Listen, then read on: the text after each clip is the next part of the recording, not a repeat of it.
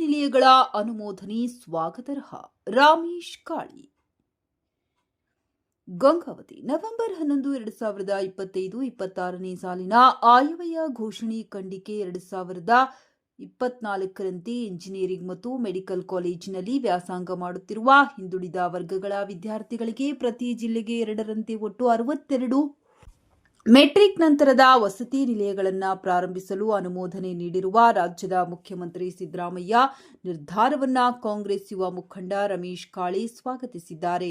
ಈ ಕುರಿತಂತೆ ಪತ್ರಿಕಾ ಪ್ರಕಟಣೆ ನೀಡಿರುವ ಅವರು, ಹಿಂದುಳಿದ ವರ್ಗಗಳ ಇಂಜಿನಿಯರಿಂಗ್ ಮತ್ತು ಮೆಡಿಕಲ್ ವಿದ್ಯಾರ್ಥಿಗಳು ಹಾಗೂ ಮೆಟ್ರಿಕ್ ನಂತರದ ವಿದ್ಯಾರ್ಥಿಗಳ ಶೈಕ್ಷಣಿಕ ಪ್ರಗತಿಗಾಗಿ ಒಟ್ಟು 62 ವಸತಿ ಶಾಲೆಗಳನ್ನು ಆರಂಭಿಸಲು ಮುಖ್ಯಮಂತ್ರಿ ಸಿದ್ದರಾಮಯ್ಯ ನೇತೃತ್ವದ ಕಾಂಗ್ರೆಸ್ ಸರ್ಕಾರ ನಿರ್ಧರಿಸಿದ್ದು, ಈಗಾಗಲೇ 10 ಇಂಜಿನಿಯರಿಂಗ್ ನಿಲಯಗಳನ್ನು ವಿಶ್ವೇಶ್ವರಯ್ಯ ತಾಂತ್ರಿಕ ವಿಶ್ವವಿದ್ಯಾಲಯ ಹಾಗೂ ಹಿಂದುಳಿದ ವರ್ಗಗಳ ಕಲ್ಯಾಣ ಇಲಾಖೆಯ ಸಹಯೋಗದೊಂದಿಗೆ 50 ಅನುದಾನದ ಅನುಪಾತದಲ್ಲಿ ಕಟ್ಟಡ ನಿರ್ಮಾಣಕ್ಕೆ ಪ್ರಸ್ತಾವನೆ ಮಾಡಲಾಗಿದೆ. ಜೊತೆಗೆ ಕೊಪ್ಪಳ ಜಿಲ್ಲೆಯ ತಳಕಲ್ನಲ್ಲಿ 6 ವಸತಿ ನಿಲಯಗಳ ನಿರ್ಮಾಣಕ್ಕೂ ಕೂಡ ಅನುಮೋದನೆ ನೀಡಿ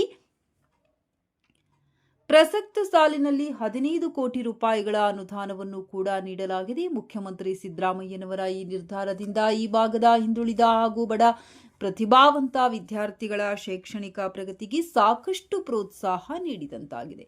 ಹಾಸ್ಟೆಲ್ಗಳ ನಿರ್ಮಾಣ ಹಾಗೂ ಅನುದಾನಗಳ ಬಿಡುಗಡೆ ಪ್ರಸ್ತಾವನೆ ಸಲ್ಲಿಸಿ ಶ್ರಮಿಸಿದ ಕೊಪ್ಪಳ ಜಿಲ್ಲಾ ಉಸ್ತುವಾರಿ ಹಾಗೂ ಹಿಂದುಳಿದ ವರ್ಗಗಳ ಕಲ್ಯಾಣ ಇಲಾಖೆಯ ಸಚಿವ ಶಿವರಾಜ್ ತಂಗಡಿಯವರಿಗೂ ಕೂಡ ಕಾಂಗ್ರೆಸ್ ಯುವ ಮುಖಂಡ ರಮೇಶ್ ಕಾಳಿಯವರು ಕೃತಜ್ಞತೆ ಸಲ್ಲಿಸಿದ್ದಾರೆ.